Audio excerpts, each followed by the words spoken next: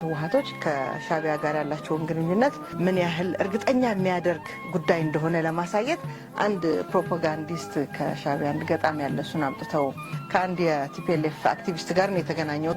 ይህን ሰው ወደ ትግራይ አምጥተው የወዳጅነት መድረክ መፈጠሩን ሊያሳዩን ሲሞክሩ ብዙዎቹ የትግራይ ተወላጆች ጠላቱ ማን እንደሆነ በጣም ደስ በሚል አጋጣሚና ሁኔታ መለየት ጀመረ ማለት ነው።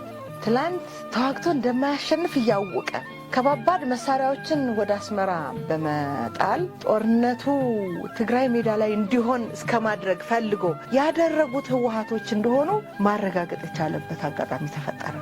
በመሃል ምንም አይነት የህግም የፍትህም ጉዳይ መፈጸሙን ሳናቅ ለጥፋትህ መነሻ ምክንያት የሆነው አብዛኛውን ፐርሰንት የሚወስደው ሻቢያ ነው እያሉ የነበሩ ሰዎች መልሰው ወደ ጉያቸው ሲጠሩት አይተናልና ይህ ለኔ በኋላ ላይም ለገባው የህብረተሰብ ክፍል የድል ዜና ነው።